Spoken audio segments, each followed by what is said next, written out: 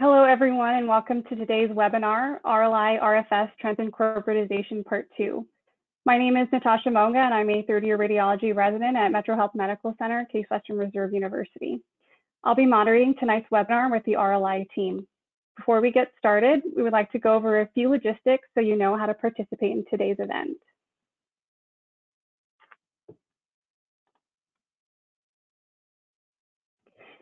Here is an example of the attendee interface for this webinar.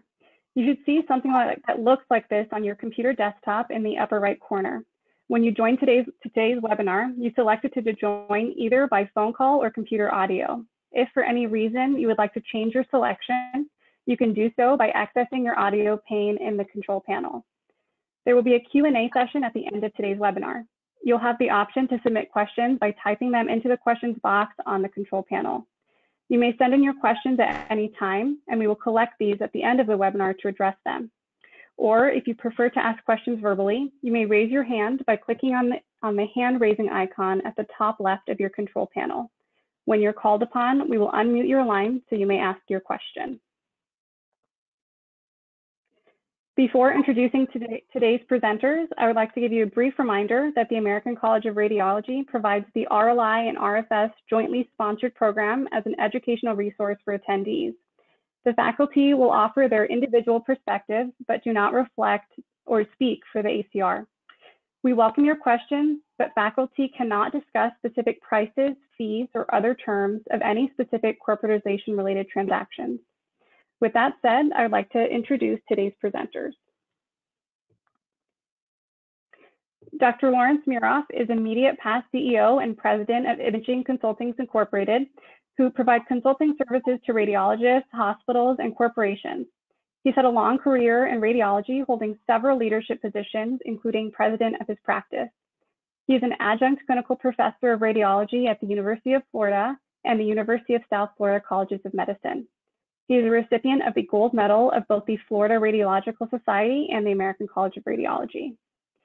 Dr. Daniel Ortiz is a private practice musculoskeletal and general radiologist with Summit Radiology Services in Northern Georgia. He completed his fellowship training at the University of California, San Diego. His involvement in the ACR includes serving as RadPAC liaison for the ACR-YPS, former chair of the resident and fellow section, member of the Commission on General, Small, Emergency, and Rural Practice, and Commission on Leadership and Practice Development. Thank you both for speaking to us tonight on this important topic. With that, I'll pass the presentation to Dr. Muroff. Thank you very much, Natasha, and let's get this very important topic underway. For some reason, I am not able to advance my slides, so if somebody will give me that capability, I'd appreciate it.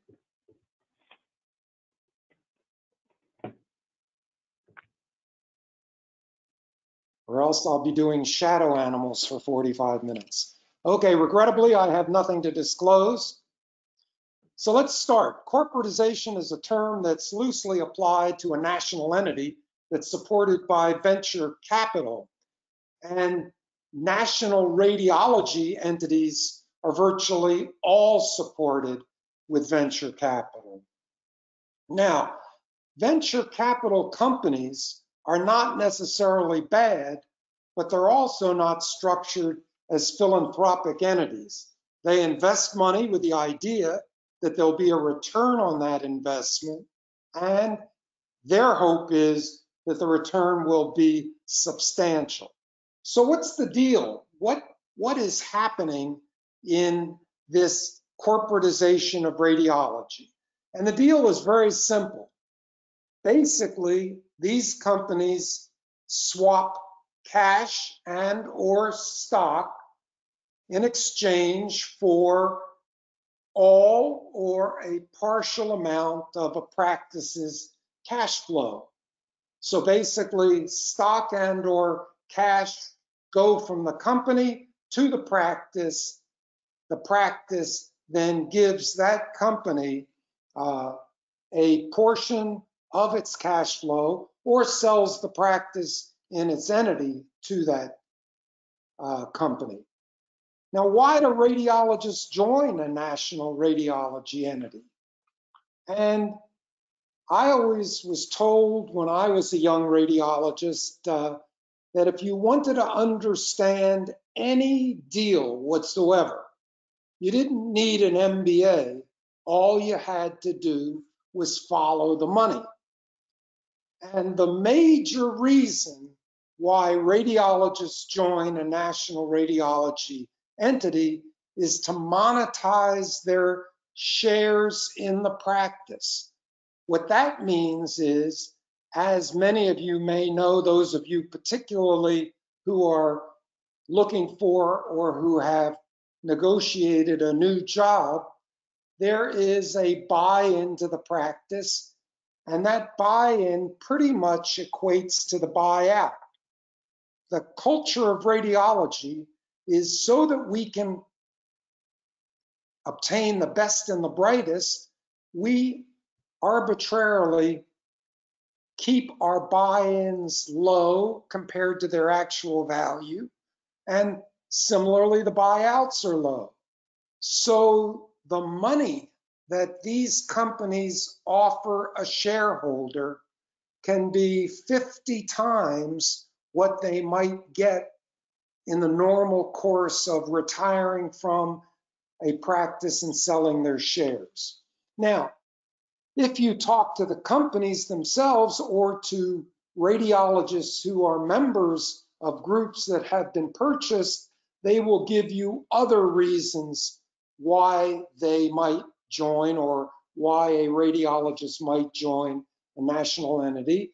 And that might be to obtain more sophisticated business expertise or management, to get access to subspecialty expertise on a 24/7 by 365 basis, to have better negotiating power with hospitals and third-party payers, to achieve economies of scale, which I will tell you from my own experience tends not to be realized in any substantial way, to have access to best practice protocols, to participate in opportunities that require a geographic reach or national presence, for real or imagined protection from other groups or hospital systems, and one which bothers me but is being touted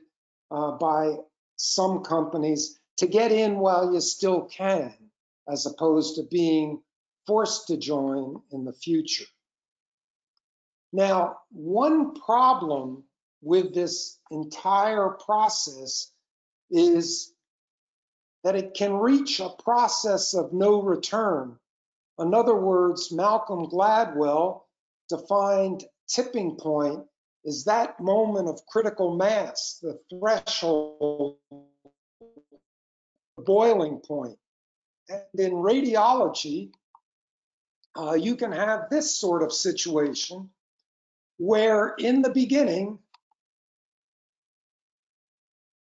you have a slow buildup, an acquisition of these practices over a slow period of time.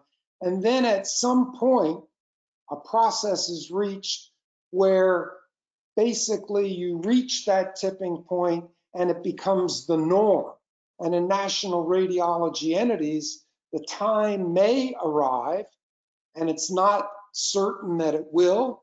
In fact, many of us hope that it won't, but the time could arrive when it becomes the norm for radiologists seeking jobs to work for one of these entities because those are the only available jobs in the marketplace. Now, such a situation, if you think that this is not a possibility, such a situation has already happened in emergency medicine. In essence, those specialists have in large part, not in every practice, but in the main, changed from physicians with independence and ownership to groups of shift workers. Now, what, in addition to that situation, is the downside of joining one of these corporate entities. And the first is potentially you would have or might have, depending on the company, no say in how the practice is run or structured. You may be subject to practice metrics, and this is something that emergency room physicians complain about. Some of these practice metrics may seem unreasonable to you. Money certainly has been siphoned from the system, which could have gone to you, and you may be managed by people that you don't know and never see. In addition, your compensation package will most likely be lowered. And remember, when I discussed the process itself, I said that the company provides stock or cash upfront for a portion or all of the practice cash flow in the future. So what happens is, if a practice has a compensation package of X, let's say $500,000, in the future, it may be only $300,000. Now, the shareholders will have had benefit of that upfront payment, but you as young radiologists will be joining a group with a lower compensation ceiling and no upfront money to compensate for that. Also, the stock may go down and/or the company may even cease to exist. And Dan Ortiz will tell you more about that after my presentation. The company may be sold to a different entity with a set of goals far different from the company that you initially dealt with. And therefore, what exists now could be significantly different from what happens down the road. So, what's the promise? What do these companies say basically to radiology groups in light of the fact that over an extended period of time, their compensation package will be lowered? And they can say, we will make up the money that you have forfeited through several means. One is the increased value of the shares that are paid to you, or we could bring you national and regional contracts, or we will provide management expertise and practice efficiencies that will help make up that difference, or we can provide economies of scale, or a combination, if not all of the above. Companies, depending on which one, tout their ability to provide continuing medical education, leadership training, and back office expertise. Typically, that means billing and collection expertise, but there can be other benefits touted as well. Now, the key thing that all of you should come away with, at least from my perspective, the most important point in my talk is, if venture capital supported companies could reliably provide regional and national contracts, that is, new revenue sources, management assistance, best practice protocols, CME and leadership opportunities, back office expertise, and economies of scale, why should these companies have to pay radiologists in order to give them these benefits? Shouldn't radiologists be willing to pay the companies for these opportunities? So therefore, one might logically and reasonably ask, have these practices been fulfilled? And it's too early to tell, but the math doesn't look appealing for young radiologists. And the future seems far more restrictive for potential new hires. Remember, these are the radiologists who did not get the upfront payment to compensate for the lower compensation package that will be in play for many, many years to come. Now, interesting, people always say, well, these older people in the practice are trying to somehow take advantage of the younger members of the practice.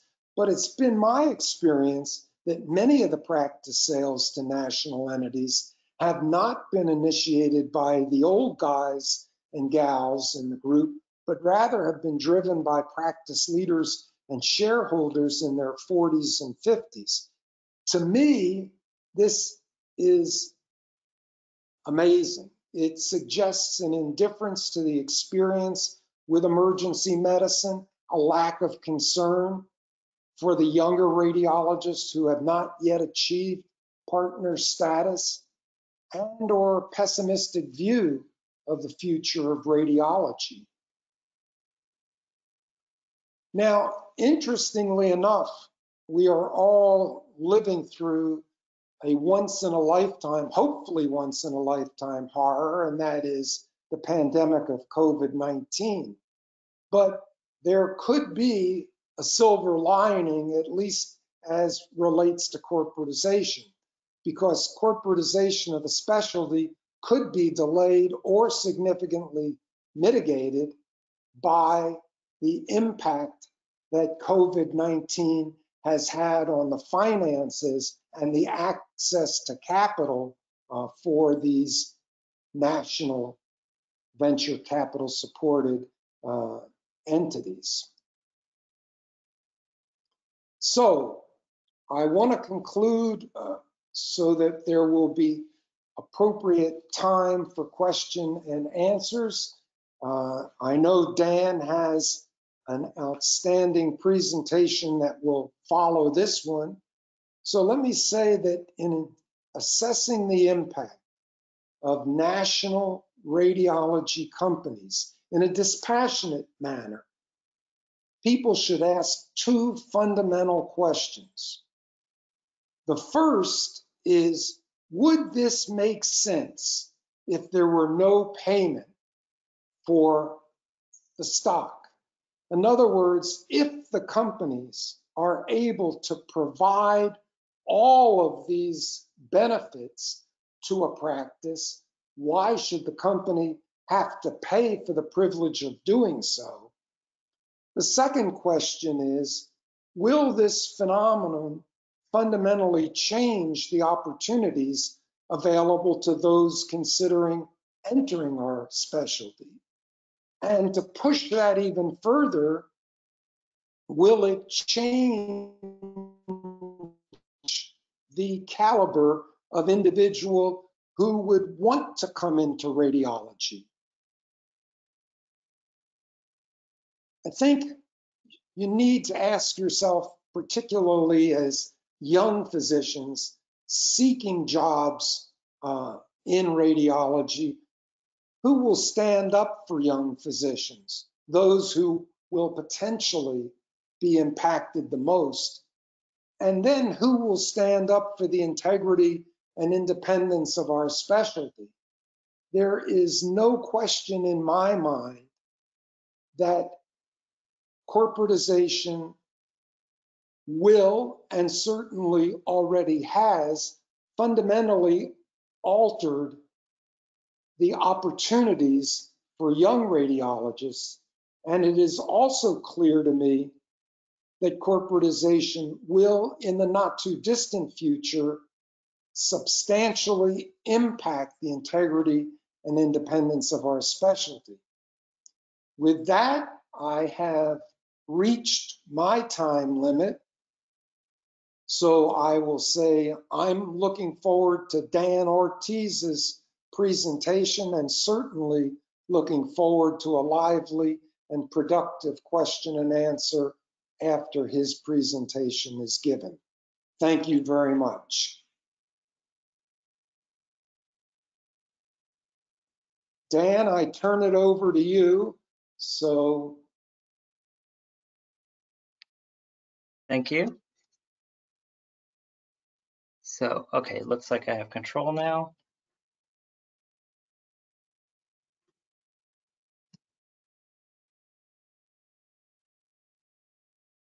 All right, so I too have no financial disclosures for conflicts of interest.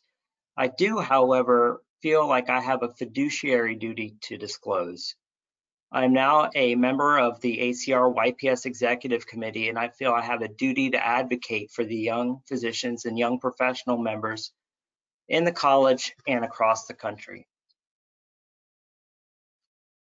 Most of my talks, I like to mention that I am fully comfortable with and enjoy any Twitter feedback. So feel free to snap any of my slides and share them at your will. So I wanted to start off this talk a little bit about what my private practice experience has been. As you heard in the introduction, I'm in my first year of practice. I'll be finishing it up this summer. And one of the first things that I realized is that I read a lot more in my shift than I did in training. And that is something that I hear, most people in private practice advocate or mention is their experience as well. Now, this can vary from different practice to different practice, and there's a lot of permutations of private practice, and I'm just going to give you a little bit insight into mine. So I practice general radiology, and what that means now is a lot different than what it meant to me as a trainee. So since most of the audience is trainees, to me now this means I'm reading a lot of stroke MRI, I'm reading body MR for MRCP, liver lesions, things like that, MSK MRI, and then nukes, PETs, etc. So, and I also do a lot of mammography as well. So one point I want to come across here is for private practice, for most private practices that I've talked to, it's important to keep up those general skills and training. My practice is a mix of on-site and home reading. The home reading is mostly done in the after hours time period. And even just in my short period of time, we've experienced a lot of growth in our practice with new contracts, and that caused some variability in our personal time off. And one thing that you will have as trainees coming out into practice to your advantage in the interview setting is to really understand how your practice operates in a crisis. So when you go to interview with practices, you can talk to them about what their COVID response was. So for us, since we already had the capability of having home reading stations, we immediately switched to remote diagnostic work once the trigger was pulled, and our interventional colleagues went on site to maintain the emergent and urgent interventional care that was needed to continue. Unlike a lot of my colleagues who experienced anywhere from 25 to 85% salary cuts during this time period, that being from private practice and even some academic practices, my partners chose to furlough themselves in a sense. They kept the employed radiologists and associate partnership track radiologists' salary stable. And since there was a drop in volume, took the time off and then doubled up some of the reading responsibilities for the people that were working. And that volume averaged out to be what a typical day would have been anyway. Some things you may hear is that people starting a practice are going to be delayed for their start date, which may cause a financial hardship if they're out of work for 3 or 4 months.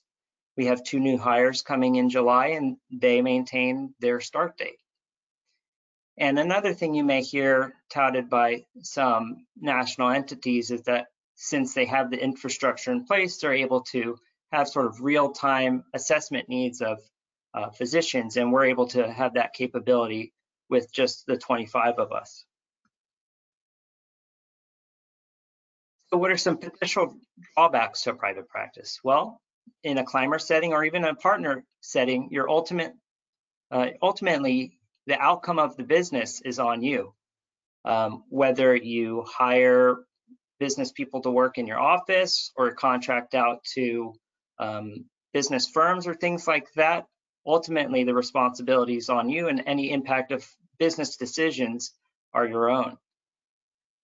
While the earning potential for independent private practice tends to be higher than other career choices, with that comes potential risk of lost contracts, things like COVID-19, unexpected events that can cause potential losses in your accounts receivables. And since it is your practice, you gain the benefits and you also reap any risks associated with owning the practice.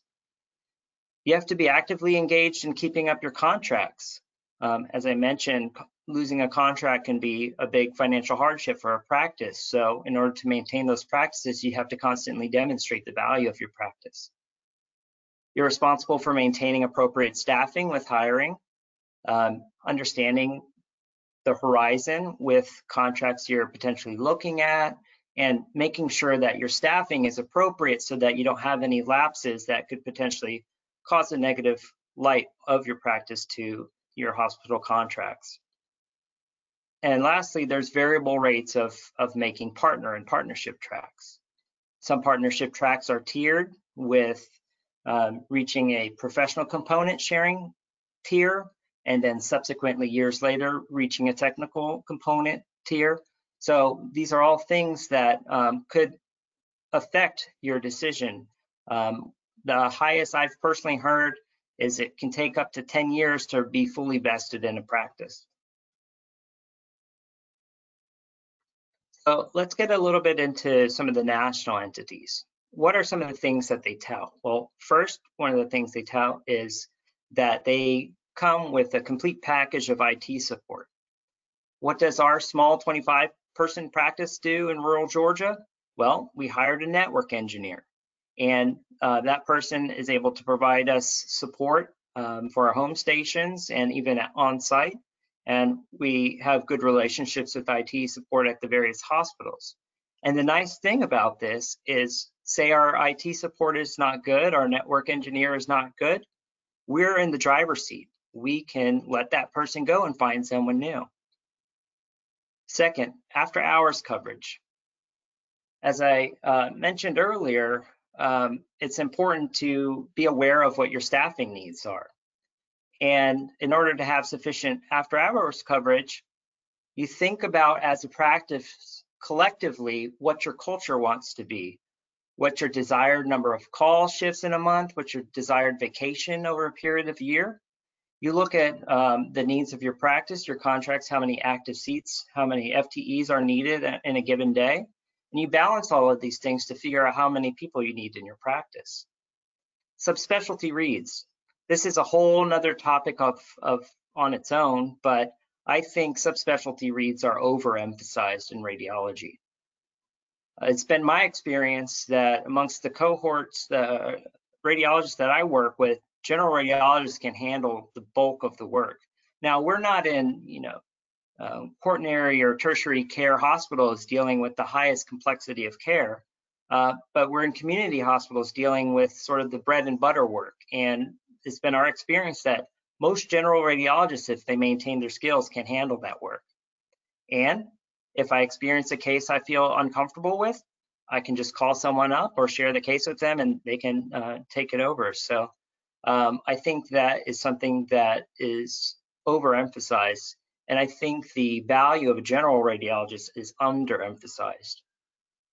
The next thing that is touted often is business operations. There's plenty of consulting firms out there available and business operation firms. And again, just like IT, if it doesn't work out, you fire the consultant, you fire the business operations firm, and you find another one. That's something that you do not retain when you sell to a national entity. If you do not like your business operations in a national entity, well, you're stuck and you don't really have a way out. And if you don't like it, you move. So what are some alternatives aside from consultancy firms? There's sort of merger lights or managed service organizations. there's coalitions. And in a general practice or in a private practice, as I mentioned, it's important to educate yourself in business operations, because ultimately it's your responsibility. If that means to you to go get an MBA to provide better business thought processes for your practice, that's one venue. Use RLI materials or plenty of other materials out available. One thing that is almost always touted in these talks is payer rate negotiations. We have scale, therefore we can provide you multiples of Medicare beyond what you can as a small independent practice. And we can provide quality care because we have such a big group that we can divvy up some resources to look at quality measures. These things can also occur with independent practice, again, either through MSOs or clinically integrated networks. My practice is part of a clinically integrated network with Piedmont Clinic, and we benefit from a lot of these same things with Piedmont Clinic negotiating payer rates and providing quality measures that we collectively with other Piedmont hospitals, radiology practices, collectively work together. Another thing you'll hear about is national influence. You don't need a national corporate entity to help you get national influence. You can join the ACR. You can get active in the ACR and provide influence that way. So talk a little bit about what this cycle looks like. As you heard a little bit earlier, the nidus of the corporate practice begins with cash influx into a practice through venture capital, private equity, and usually a combination with loans. That money is then funneled into practices to buy new assets, and that initial compensation, as you heard, is either pure cash or a combination of cash and stocks. And that stock can take several years to vest, and I'll get to that in a minute. After a practice is added to a national entity, it increases the perceived and real value of that entity. Then the entity could then use that increased size to advertise, hey, now we're this much bigger, you should really join us now. And that excites lenders, investors, and this whole cycle of corporate practice continues. And as I mentioned earlier, the initial compensation with cash and stock options vesting after a few years, typically in even outside of healthcare, venture capital firms usually don't intend to maintain an asset for all eternity. Usually there's an endpoint. And a lot of times the people making the decisions as how long these stock options take to vest or know how long the horizon is before they intend to sell an asset. So the stock options may parallel quite well with those. So what are some triggers to either sell or declare bankruptcy, which particularly in private equity world is not a bad way to go out. So obviously if your loans or investor funding dries up, you really don't have a choice. If a particular asset or practice is a poor performer, or a whole segment of a practice is a poor performer, then that is a trigger to sell or just close it down and cut your losses. Once you reach a valuation target with a willing buyer, again, in the venture capital world, the goal is to build value, and find the buyer that you can provide a complete package to.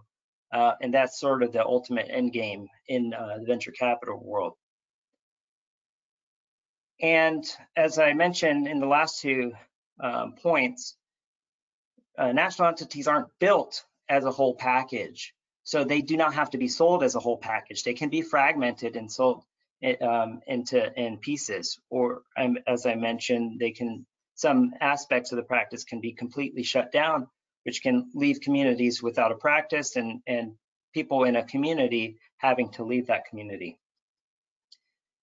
And also to that point, large scale is often touted as an ability to provide stability. That could be debated as a whole, but it really could be debated as an individual unit within that practice. There's not a whole lot of stability for a small unit if it's not a good performer. Sorry, one other point there. There's plenty of other things that any major changes to the market, COVID-19, for instance, any legislation that might change the outlook of a national practice as an investment. There may be new aspects of new enterprises and different aspects of healthcare that might come up that are more attractive, and the investors move on. So what happens with the second sale or bankruptcy? Well, if the company is sold to another entity, who knows what the culture of the new entity is? No matter how good your culture is in a national practice, that means nothing after a second sale, because the new bosses could not care less about what the culture was beforehand. You have a new company and you have to come to terms with that reality. You may have lost tail coverage in the setting of a bankruptcy. It may ultimately be on the partners that have to deal with that. You can lose valuation of your stock either through dilution or bankruptcy. There's different tiers of people getting paid out dividends. Bonds take priority, and then there's various tiers of stocks called preferred or common stocks. And typically people that are early adopters of national entities or venture capital in general may tend to have preferred stock, and people later on, employees and later partners, may have common stock and never realize their dividends. There may be potential variations in compensation with a new contract because, again, it's a new company, a new employer. And as I mentioned earlier, some assets may be sold, leaving the remaining physicians with less resources through restructuring.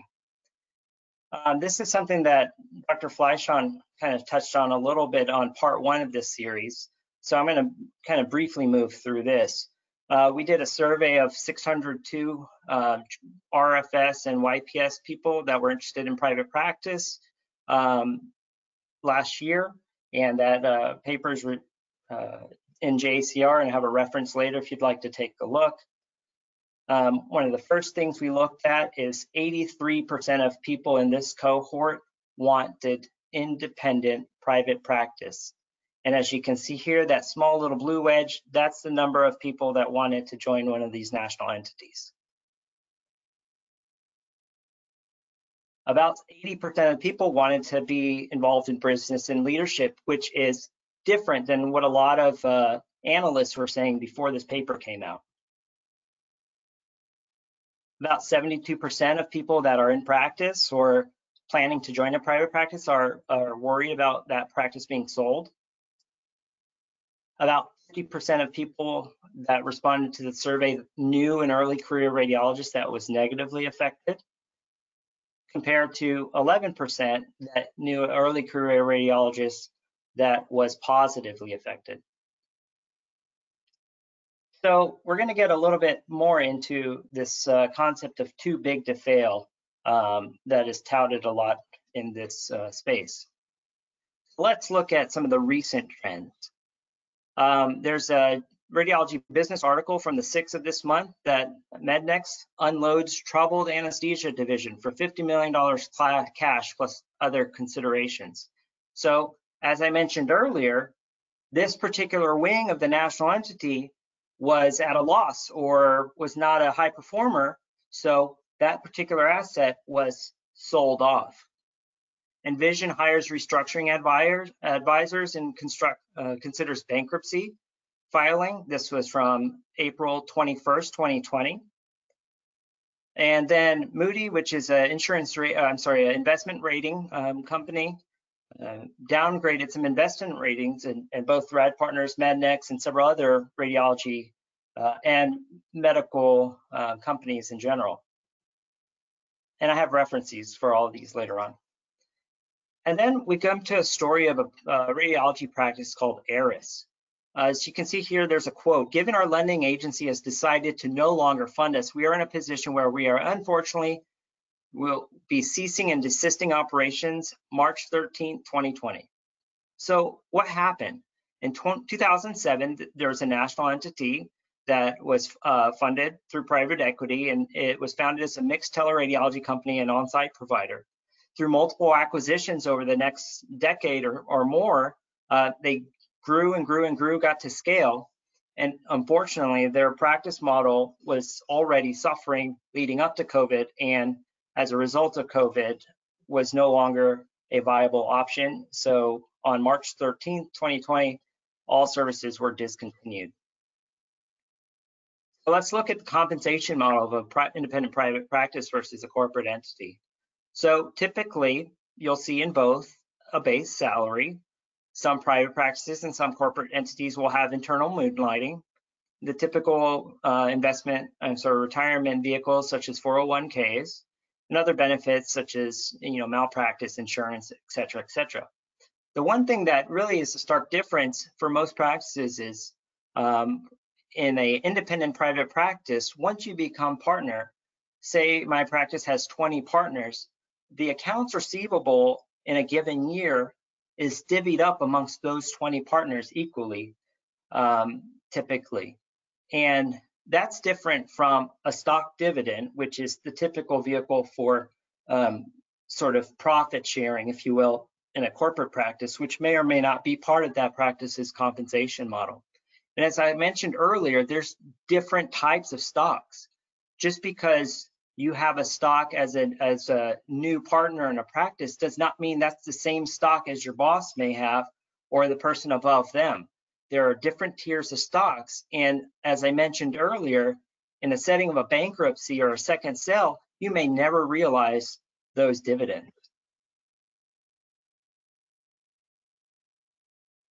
So since we're talking about investments, I thought it was important to look at what credit ratings mean, and just look at a few examples here. So on the screen here, for people new to this, it can be a little bit of a busy slide. I just want to draw your attention here that we're using the Moody ratings, and up here are the A's and high grade credit ratings for companies, and you go all the way down to companies that are in default. That's sort of the scale that we're dealing with here. And as you can see, the three top national entities that we're looking at here are all under this red line. And this is sort of when you start getting into trouble, where a lot of these stocks are highly speculative and are at risk for default. Just for comparison purposes, I grabbed two ratings from my local practice in Atlanta. Piedmont Healthcare is just one example and is up here in this A1 category, and Emory Healthcare is even up a couple levels here at this AA2 rating, which are much more sort of secure investments. So how does a highly leveraged corporation work? Well, leverage or debt is used to fund expanding a firm's asset base to help generate that risk capital, that return on investment. What does highly leveraged mean? That means the debt is overwhelmingly higher than the equity, multiples of debt over equity. And equity here means the value of the shares in the company. So what's the biggest risk that you run into in a setting of a highly leveraged corporation? Well, you can't make your loan interest payments with the return on your assets. So I would urge you to be really cautious to use equity in one of these high risk investments as a retirement vehicle. So when you're out looking for a practice, there are some things that I think you should consider. You need to understand the governance of the group and any opportunities you may have in leadership and governance of the practice. Understand compensation models that we've discussed. Understand what their response to COVID-19 was. Understand partnership climbs, what the buy-in is, what the equity in the practice actually means. And these are things that may be difficult to tease out in some interview settings. Pay attention to the age demographic of the group. Not in an ageist, mindset, but as Dr. Muroff mentioned, there are certain cohorts that may find selling a practice more favorable, and for the most part, the benefits that are touted are not as realized for the current resident fellows and junior radiologists. And lastly, be upfront. Ask what their practice perspective is on national radiology practices. This is a question I asked every single one of my interviews, and there were some that I felt comfortable with those responses, and others where I felt less comfortable, and that was a big influence in how I picked my practice. So this is, I think, an important slide to kind of go out there and do some of your own research. If you can snap this slide here, and I think it'll be available later on, but these are some of the resources on the topics that I've discussed. And I think it's time to move on to questions and answers. Thank you, Dr. Miroff and Dr. Ortiz. That was very helpful. We'll go into the question and answer session now. And as a reminder, you can still submit questions using the questions pane in your control panel or by raising your hand. Our first question tonight is, what happens to agreements made in an initial signed contract when young career radiologists join a group that is subsequently taken over by a private equity-backed group? Dr. Miroff, do you want to start with? Oh, sure. So this is a very important question, and this is something that I've learned a lot about through our work with the survey. Beyond just the numerical values that I demonstrated there, we had over 150 free responses of stories people told of their experience.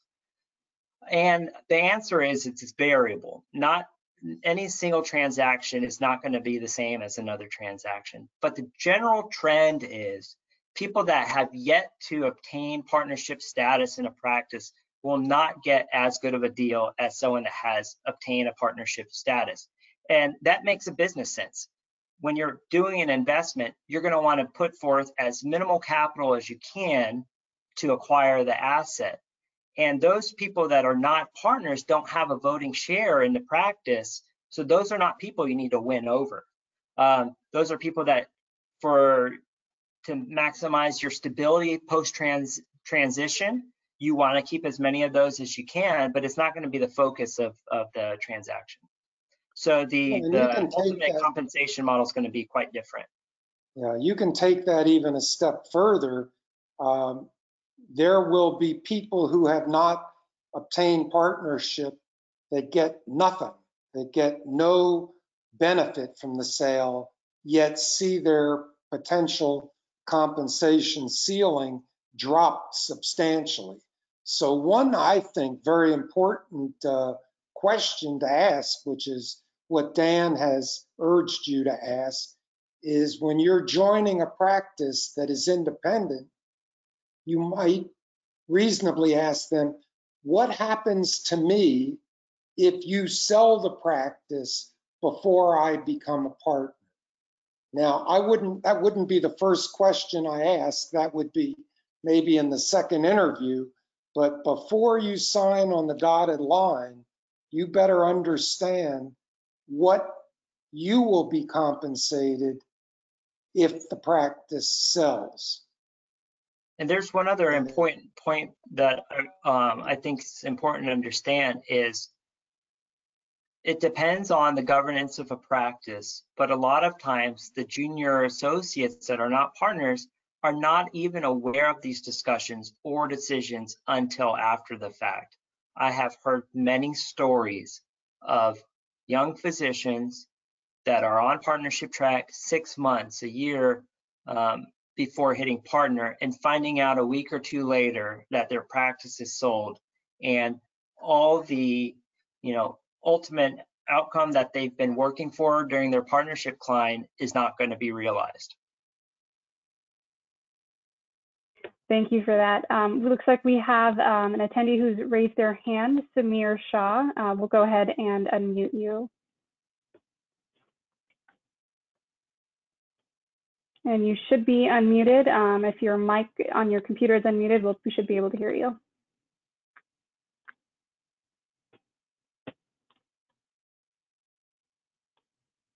All right, looks like we're having some difficulty with that. I'll move on to the next submitted question, and we will try our best to get back to you. Our next question is, what are the most notable changes made when transitioning from private to corporate-owned groups in regards to autonomy, scheduling, and compensation? Well, as Dan said, and I said in my presentation, you know, you've seen one of these companies, you've seen one.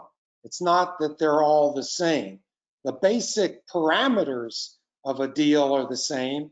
That is, we're going to give you stock and cash in some combination in exchange for lowering your compensation or taking over your practice. But you can't say with XYZ company, it's going to be this way, and that therefore applies to all companies.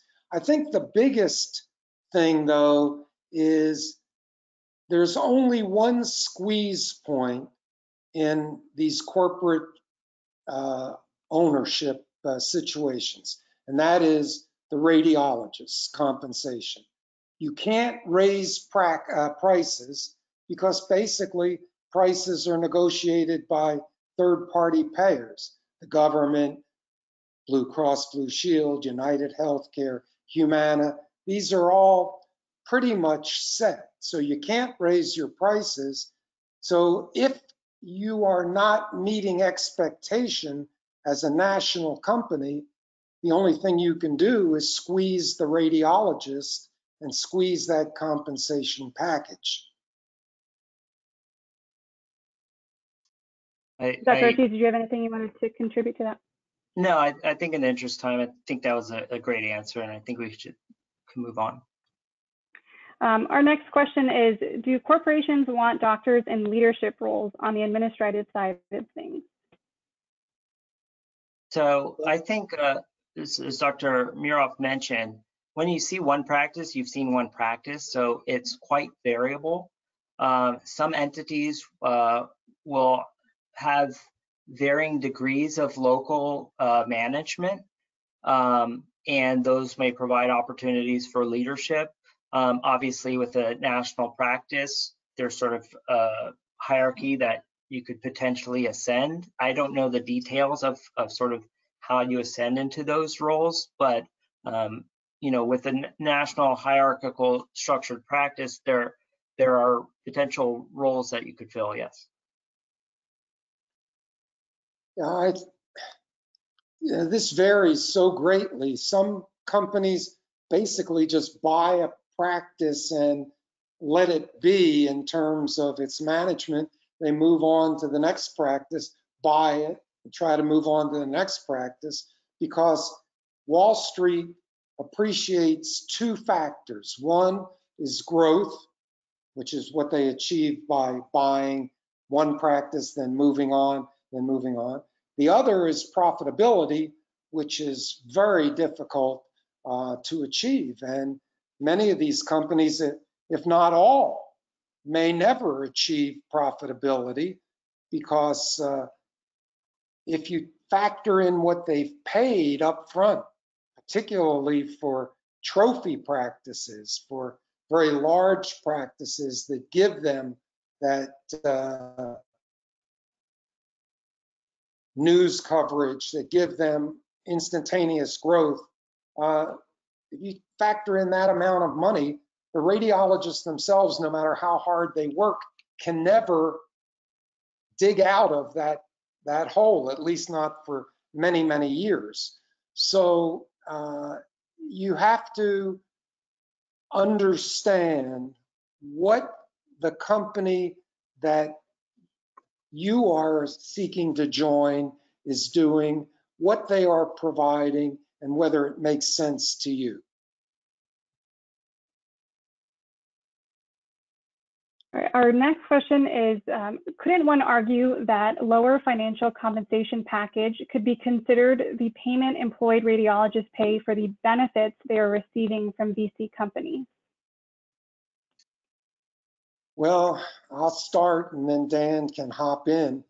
My problem is, and again, this is an anecdotal experience, I'm not speaking for any entity, but my experience is there haven't been the benefits to most practices. Now, there may be an anecdotal small practice or two that will swear by all that they can swear by, that their benefits were far outweighed whatever they gave up. But in general, that's not so in most practices once you separate the upfront money. So for young radiologists seeking to work in that environment, they don't get the upfront money, and I don't think the offsetting benefits in most practices compensate. Yeah, I think I kind of itemize some of the things that I hear are touted as benefits, and you look at things of like business operations and revenue cycle management. So firms can be on the order of single digits to manage your entire revenue as percentage of accounts receivables, and that's sort of one of the most the biggest points that they can be argued, as well as negotiated rates from a financial perspective. When you look at those benefits and you compare it to the orders of tens, maybe 30 to 50% compensation cuts, when you look at those two things side by side, I share the opinion of Dr. Muroff that it's often skewed towards more payment for the same benefits that you could obtain through different venues, and still maintain your independence if you don't like those particular aspects of the practice. And ironically, several of these national entities outsource their billing and collecting. So if they have that much skill, why don't they do it in-house? And also ironic is the fact that several of the platform, the trophy practices, the very large practices that were acquired, particularly early on, had far better management, far more experienced infrastructure than the companies that acquired them. It's just that the money paid was so large that they succumbed to that temptation. But again, for the younger people now looking for jobs, you have to reevaluate that equation, because you're not going to get that large upfront money, if any money. Our next question looks like it's a follow-up to one of the points you made in your presentation, Dr. Muroff. Can you expand on why you think COVID could delay or mitigate corporatization? I would have guessed it would have sped things up, with now cash-strapped small private practices groups thinking a buyout looks more attractive. Well, as Dan outlined in that graph, and again, he pointed out that the graph may be too complex to sort of grab it in one bite.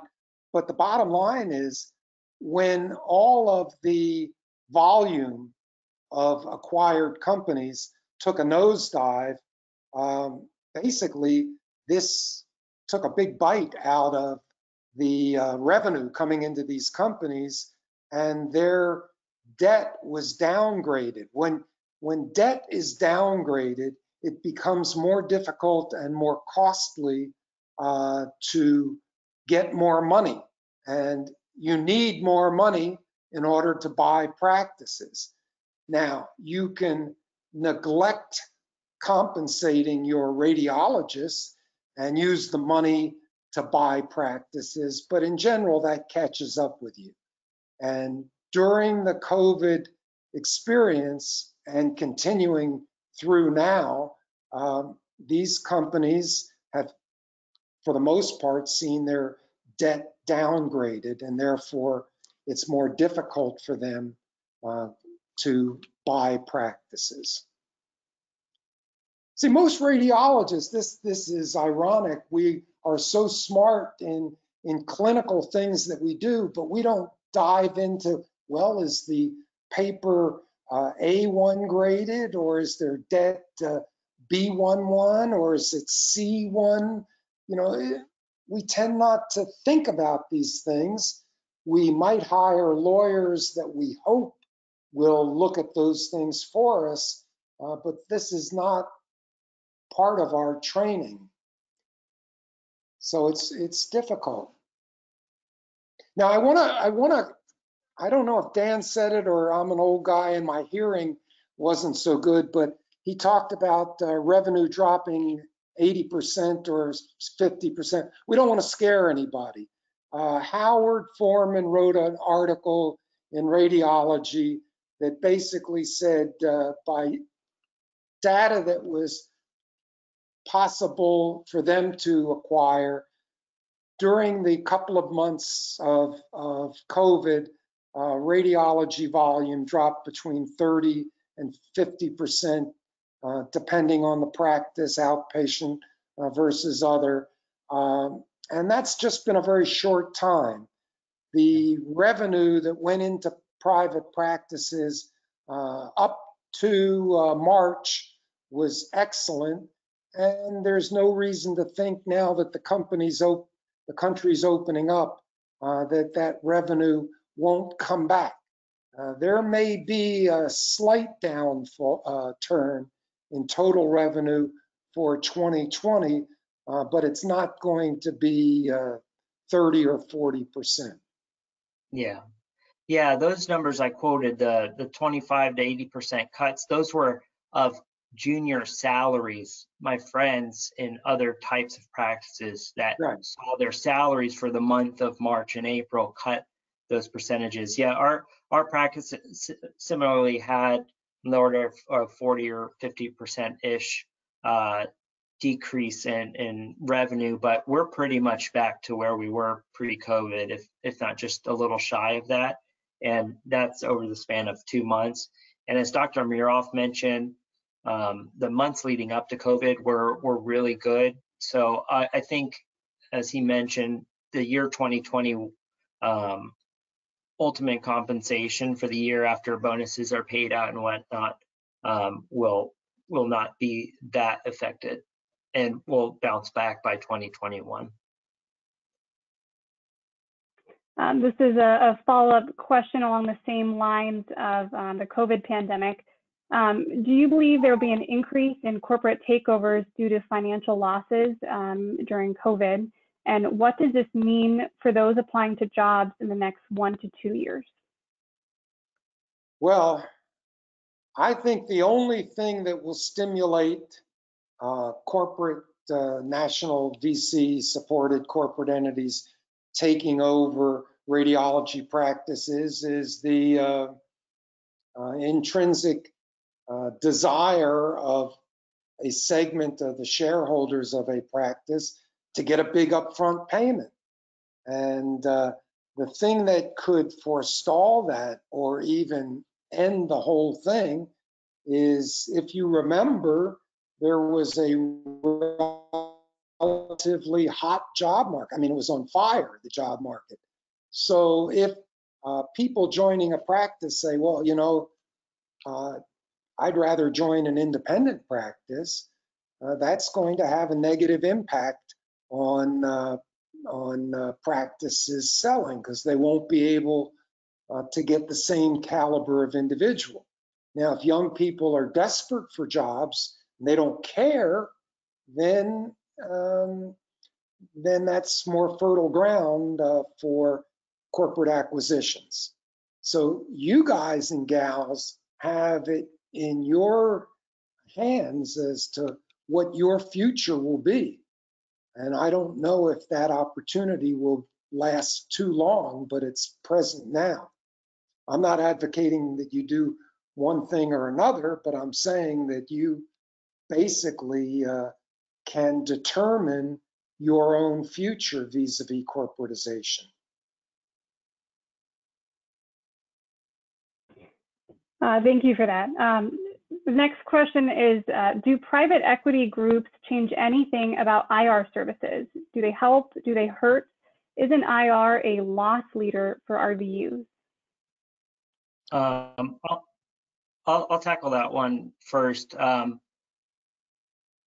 reality is, through non-disclosure agreements, the intricacies of most of these practices are pretty opaque. So it's a little bit difficult to answer that question. Anecdotally, from people that are in IR in some of these practices, I've heard, and again, this is anecdotes, is that there is a pressure for RVU generation beyond, say, building up a clinical interventional oncology practice and going to tumor board and things like that, and integrating into the clinical team. And I think especially if you're an interventional radiologist wanting to get as clinical as admitting patients into the ICU yourself, I think that is a big loss leader that I don't see fitting into that practice model. Dr. Miroff? Well, a good friend of all of us, and more importantly, a good friend of the specialty of radiology, was Jim Thrall, Jim Thrall, who was the past chair of Massachusetts General Hospital. And Jim always said that, you know, what you do in your office is one thing, but in a hospital, which is where most revenue is generated throughout the country, you have to service the enterprise, he put it. And what that meant was, yeah, it's great to read the MRs and the CTs, things that generate more easily RVU production, but somebody, in order to do that, has got to slosh barium, has got to measure scoliosis angles, has got to do all of the things that are not as productive of RVUs. Now, interventional radiology is a very interesting case study because at one time, IR people were in the upper third of income producers in a practice. And then third-party payers decided to consolidate codes. So what IR people were able to do before that was you look at this vessel and you charge, you pull your catheter back and squirt again and you charge, and you go somewhere else and you charge. But with consolidation of codes, you just get one fee for the entire process no matter what. So for doing the same amount of work, just because a bureaucrat or several bureaucrats decided to consolidate codes, IR people went from upper third to bottom third. But you have to have IR, a robust IR, if you are going to service the patients in the hospital, service the enterprise, as Jim Thrall puts it. Our next question is, hypothetically, if you sign a contract on a 3-year partnership track and the firm corporatizes in year 2, are there any contract stipulations you can ask for as a safeguard or safety net? Well, both Dan and I are going to want to answer that. Do you want to go first, Dan, or do you want me to go? Go ahead. I'll jump into that because, first of all, if it happens in year 2 and you have not stipulated a contractual accounting for this before you take the job, you are at the total mercy of the practice. And many people, you know, I say many, let's say there have been several people that have left their practice very unhappy because they weren't given a share. I spoke to a healthcare attorney before this webinar, anticipating this question, and she said that you know, you don't really, or it will be very difficult for you to have a leg to stand on unless you have affirmatively entered a stipulation into your contract before you join the group that if they sell before you're a partner, you will get X, whatever X is. You know, maybe 15% the first year, 35% the second year, and 50% up until you become a partner. But unless you do that, you may be very unhappy and you may be left with nothing other than a decreased compensation ceiling. Yeah, and it depends on the strength of the practice, really, and it depends on the strength of you as a candidate, how attractive you are to the practice, because you can draft up whatever you want on a contract, but ultimately they still have to decide to hire you. And if they're thinking in the back of their head that selling is a potential option, there may be more pushback to sort of that type of stipulation, and even practices that have no intent to selling may still have some hesitation to have that stipulation in writing, because they might not be able to predict what the future would hold in 3 years, and they don't want to put them in a position that puts them in a weak spot. Well, I think that's absolutely true. That's absolutely true. But I said earlier during my presentation, this is not the question you'll bring up in the first interview. This is right before you sign on the dotted line. And also, there are all ways of dealing with difficult questions. And if you sugarcoat it in a more palatable fashion by saying, you know, I love the group, I am really excited about joining it, my family and I will be strong participants, not only in the hospital, but in the community. But I heard at a national meeting that certain problems can occur. Can you tell me what would happen if you sell? What are your intentions? And quite frankly, I brought this up at Kickstart, one of the Kickstart meetings. Then I had an opportunity many months later to talk to a practice president. And he said, darn, we really wanted a guy and we're bringing him on, but he demanded that he gets a piece of what the partners will get if we sell before he becomes a partner. It was actually a small piece, but he was upset. And I'm thinking to myself, I was the guy who probably put the resident up to asking that. But Dan is right. You have to be very, very careful what you ask for and how you ask for it.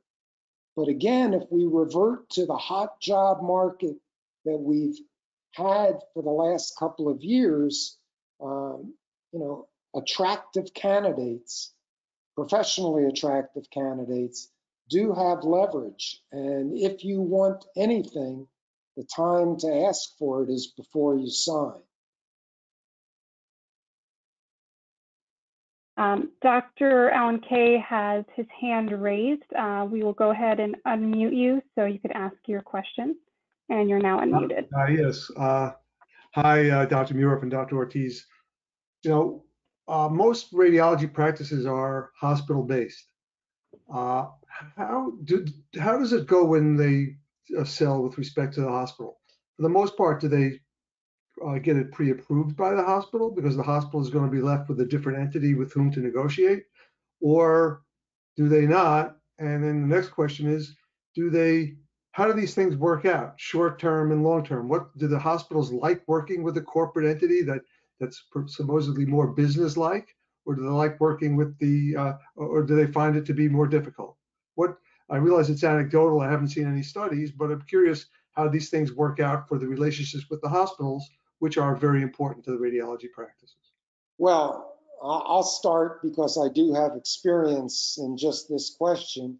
And I can tell you there are some hospital administrators that very strongly do not want to deal with corporate entities because of whatever reason they have. So before a group sells, I think it's imperative to discuss this with the hospital And to, again, if you want to sell, there are all ways of bringing that to the hospital. And I certainly would wrap it in the wrapper of added expertise and all of the things that I listed in my presentation. There are some administrators who've had difficulty with their radiology practices and have had good experiences with national entities in their hospital in other specialties. And for them, it's just the opposite. They want to have the comfort of dealing with that national entity.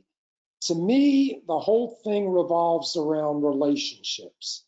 It is critical, no matter whether you're staying independent, you're selling to an entity, whatever you do, it is critical that you develop relationships in the hospital, professional relationships. And that is with the medical staff, with the administration, with the board, if you can, because that is what is the most important thing in assuring tenure for a radiology group. May I ask a follow-up? Yeah. Can you hear me? I guess I'm unmuted. There were reports about a practice in Charlotte, anesthesia practice, that the hospital decided it didn't like working with the national entity, and the anesthesiologists there needed to find other jobs because the national entity wouldn't let them break the non-compete. Is that happening in radiology? To your knowledge, anything like that? To my knowledge, it hasn't, but it certainly could, because again, a radiology contract is at the behest of the hospital, really.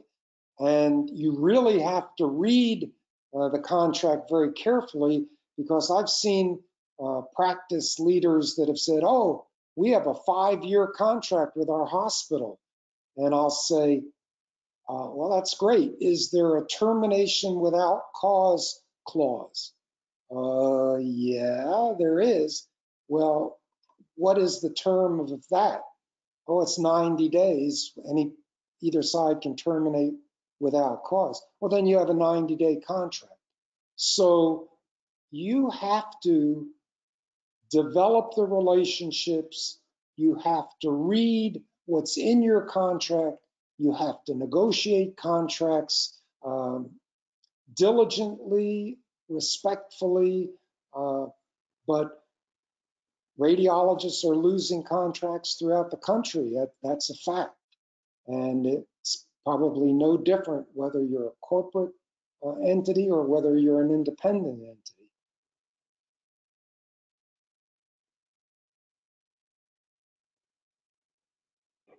Thank you for that, Dr. K. Our next question is, what happens if the corporate practice is sold from one private equity firm to another? So that goes back into. Do you want to start, or do you want me to start? Yeah, I'll take this one. So that is what I was going back to in my talk about the second cell. There's a book that I referenced in a talk that we did back in October. The title's escaping me, but it's sort of a handbook for venture capital, and it says, X, Y, and exit strategy in the subtitle. So a second sell, either through selling to another private equity firm or even through opening an IPO, is sort of the end game for the owners of the practice. And it's difficult to predict what that second company looks like. It may be merged with other companies if that buyer is buying a couple of different things to merge.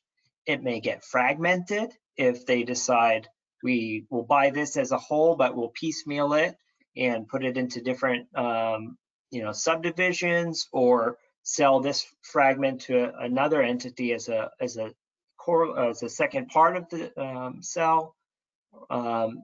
And ultimately, again, once you sell the autonomy of your practice to the national entity, they ultimately have the decision-making capacity for this. So you may have very little to no say in that second sell, and you're at the will of the second company. And whatever sort of framework they develop, you either can sign the new contract or leave. It really ends up being those two decision points. So I think it depends on the individual transaction. Yeah, and a couple of things. First of all, I'm now blocking whether it's been 3 or 4, but one of the companies has had at least 3 different sales, and I think 4. And obviously, the individuals that you were dealing with initially are no longer in play, or might not be in play, and the culture might be totally different. So it is very difficult to predict what will happen. I also want to make a point I want to add on to Dan's excellent point when he talked about bankruptcy being a possibility. Let's say the company you sell to goes bankrupt. Don't think that you're just going to suddenly inherit your practice and go about your merry way, because radiology contracts and offices and practices themselves are considered assets. And what a bankruptcy judge does can be profoundly impactful to you and your practice. Or those pieces might be sold to a totally different entity. So you don't root for bankruptcy if you've sold a practice or part of your cash flow to a national entity. And I think another thing that I mentioned that I just want to reiterate from my talk was that in a bankruptcy setting, there's different tiers of people that get paid out with the liquid asset. Typically, the bondholders are the first ones to get paid out, and then people that have preferred stock or a higher tier of stock will maybe get paid out some portion of their expected dividend. And then it may be the case that the people that are carrying the common stocks, typically the people that are quote unquote partners / employees in the practice, may not realize anything from those stocks in the setting of a bankruptcy.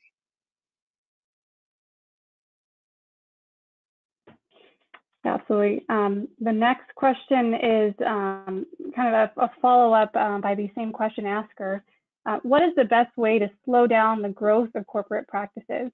I would assume with interest rates being as low as they are for the foreseeable future, the appetite for these deals from the PE side will continue as they search for investment returns anywhere. I think to Dr. Muroff's point, in his answer a couple questions ago, is it ultimately lies on the workforce. If the workforce is willing to take these jobs, if they find the value added sufficient to take these jobs, then they will continue to succeed. If the workforce takes a look at the different options and chooses to avoid this practice model, then they're going to be struggling to hire. They'll have to potentially use locums or other ways to sort of fill the gaps as temporary measures, but that's not sustainable necessarily.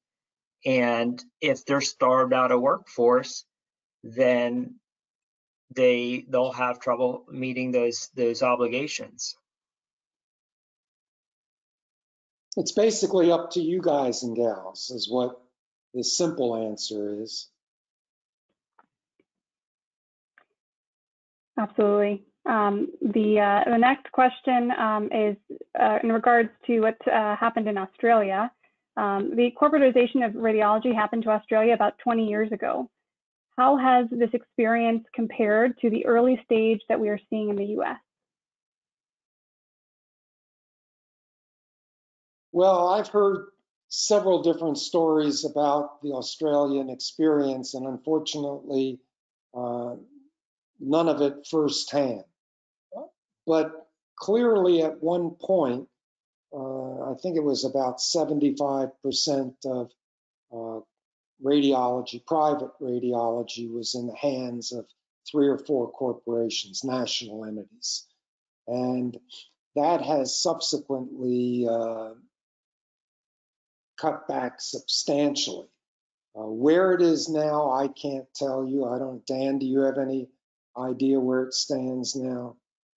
I don't have a similar limited exposure to that particular. There was a paper in JCR a few years back on the Australian experience. I think one key difference is geography. My understanding of the Australian market is most of the imaging needs tended towards the East Coast, where the major metropolis centers are, and a lot of the other portions of the country I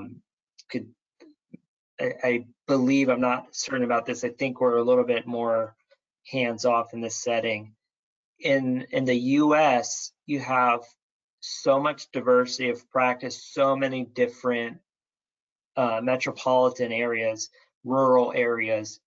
It feels like the diversity in practice settings and geography and cultures in local areas in the US may potentially be a little bit more diverse than in sort of the Australian model as it pertains to corporate ownership of practices. I think it would be a little bit harder just by sheer size to gain that level of consolidation. The next question is somewhat of a follow-up to what you had mentioned about this being in our hands.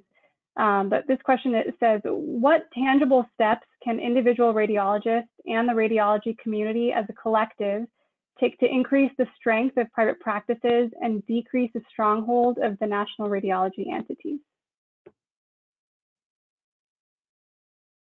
Well, again, private practices vary enormously. I believe that access to subspecialization, I agree with Dan that every image doesn't have to be read by a subspecialist, but certainly you want in a practice access to your partners that might have expertise in areas that you don't. And similarly, they might want access to your areas of expertise.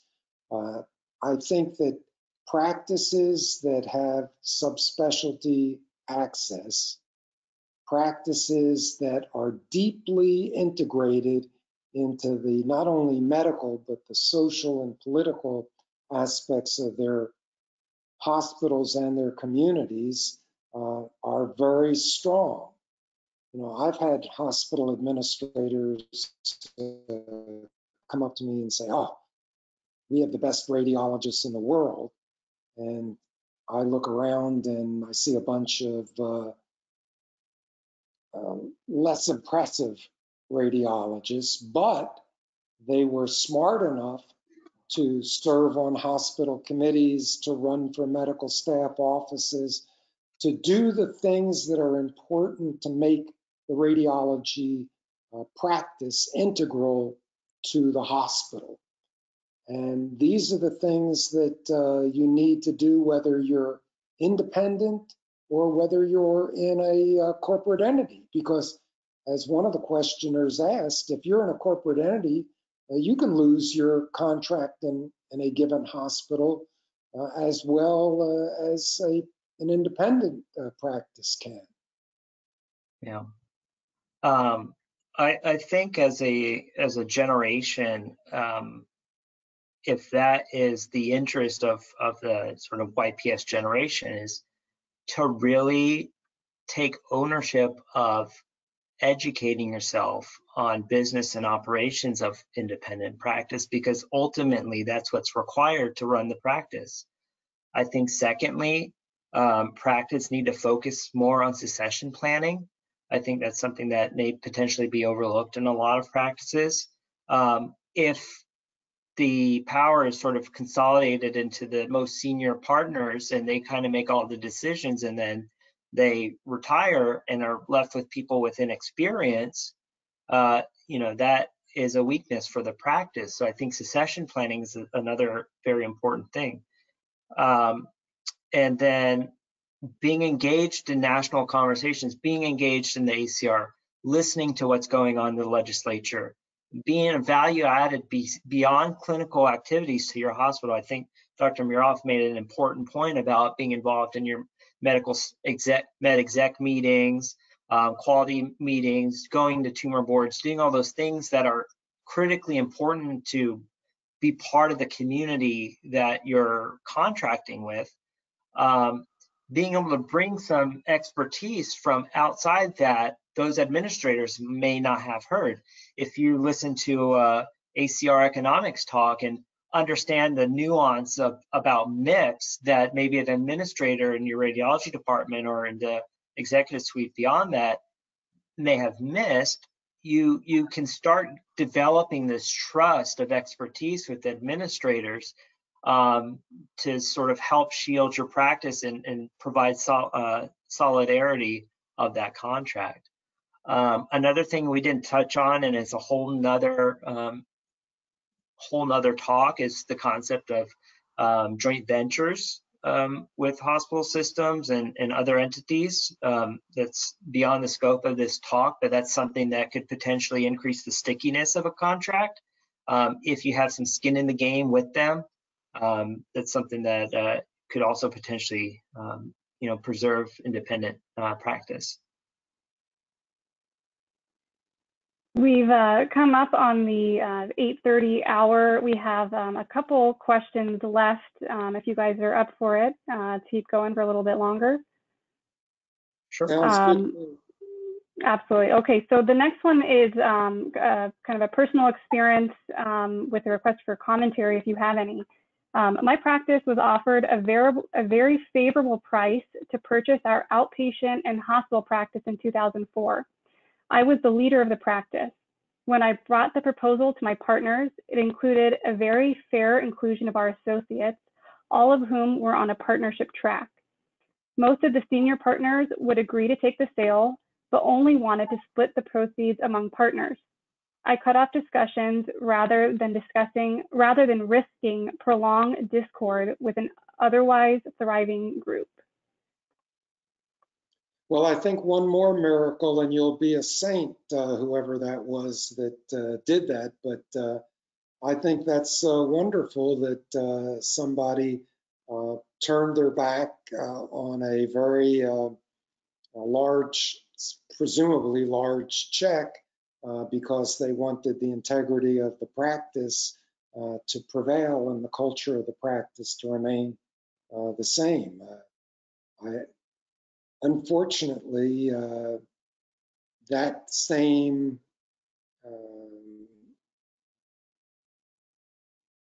scenario is not played out too often in radiology today. Yeah. Again, kudos to that decision. Again, anecdotally, both through our survey work and then beyond just through conversations, I've heard some of the early days of transition from independent practice to being part of a national entity. Once the junior associates that were not partner kind of realize what's going on, there's a lot of discourse and there's a lot of sort of bad blood that develops as a result of those decisions between the junior partner or the junior associates and the more senior partners. And that distrust, can ruin the culture of a practice. And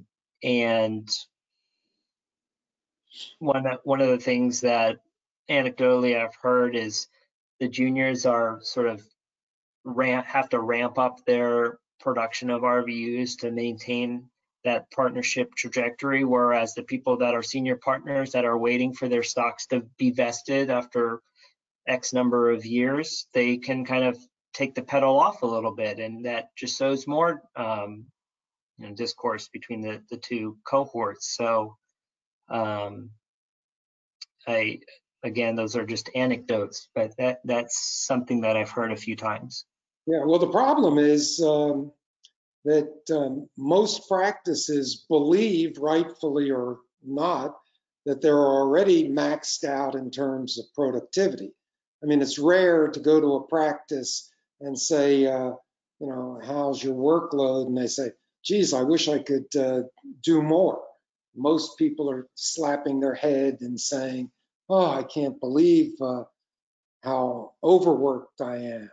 So the ability to squeeze more productivity out of individuals is certainly limited in most practice or many practices.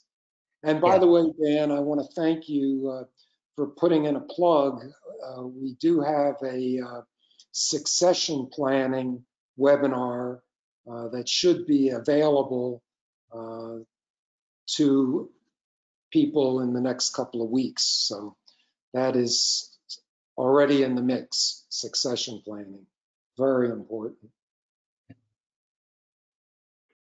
Dr. Miroff, you mentioned in your presentation that in your experience, people in their 40s and 50s are more often selling practices than those older generation radiologists. Do you have any thoughts as to why radiologists in that generation would be selling their practices when they have so much longevity left? Well, I gave you a couple of examples. First of all, there is no data as to the prevalence of this phenomenon. I have just seen several, not anecdotal, several examples of this. But I think you have an element that is involved where I want my money and I want it now. There is an element that thinks that the future of radiology might not be as robust as most of us think it is. And there's an element that basically says, well, it might have happened to the emergency room physicians, and a few other specialists, but it's not going to happen in any great degree to us. But it's very difficult for some people to say no to a very large check that they may consider to be life-altering. And it's more difficult, I think, for them to say, well, what's this going to mean for the younger people following me?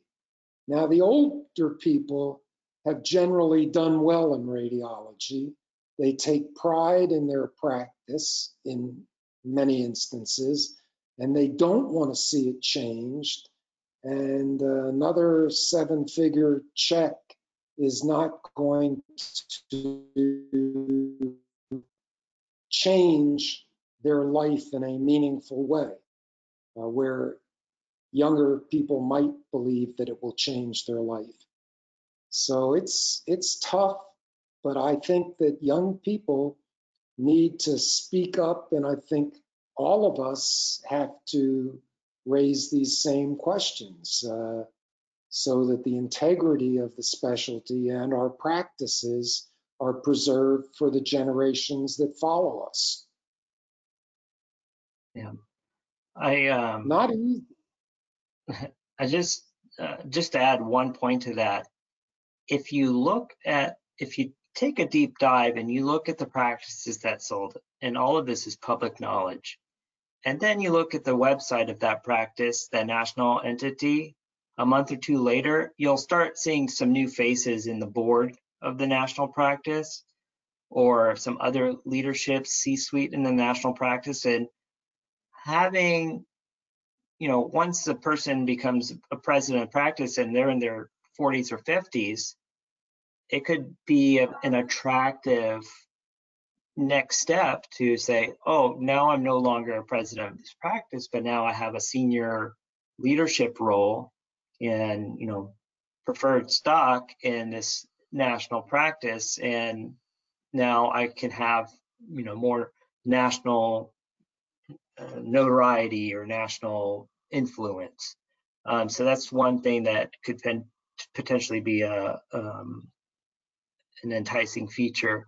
As Dr. Miroff mentioned, I think a 7-figure check may be more enticing towards that demographic than someone that's more senior and has their retirement in order, and that they're towards the end of their career, and their portfolio is where they wanted it to be and where they planned it to be, and the preservation of what they have built is more important at that point.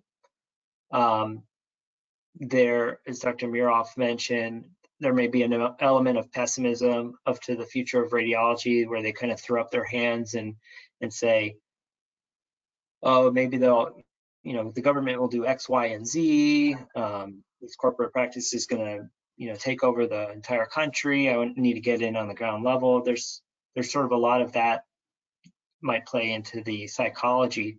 And then lastly, they not only get the upfront compensation, and then they get, stock that vests after a few years, and they may try to be playing the risk game where maybe I can cash out that stock and, double my multiple of upfront compensation after that period of time before the ship sinks, and I can bail before that and make even more. So I think all of those kind of may play into it.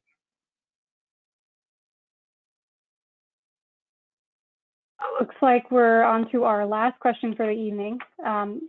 Where are new radiology graduates supposed to work if you don't believe they should be working for national radiology entities, and if those entities dominate or control entire states like Florida, Ohio, etc.? Well, first of all, I think we need to be clear that we've never said, nor is it the position of the RLI or the college or anybody, that you shouldn't work for these entities. That's totally up to you. We've given you reasons why it might be more difficult for younger radiologists as compared to working for independent practices, but that's totally a decision that each young radiologist has to make. Florida, I live in Florida, and there are still some large practices, one in Tampa, one in Tallahassee. I think there are a couple in the Miami area that have not sold, but Florida is one of those states where there have been major inroads with corporatization. Again, if we reach that tipping point where it becomes the norm to work for these practices, then choice will be limited. But again, I believe very strongly that your generation, the next couple of years of people that are looking for jobs, will be a major determinant in the success and the failure of corporatization. You have to understand, history has not been favorable to corporatization. It was tried in the 90s and failed. It was tried in the early 2000s, and gained a little traction and then failed. So this is the third go-round for corporatization, and the jury is still out because the public companies, at least, are not thriving. Yeah. To echo Dr. Miroff's point, we're not telling you one way or another. We're just trying to provide some sort of balance to the national discussion at hand, because you'll hear plenty of benefits touted in similar webinars. And I think what we've conveyed today is something that is not discussed often. So ultimately, the decision's up to you to weigh all of the things that you hear and find out what's best for you and your family. Now, when we had a similar talk of basics of corporatization back in October through the RLI, I kind of walked through the thought process of what would make an attractive asset practice.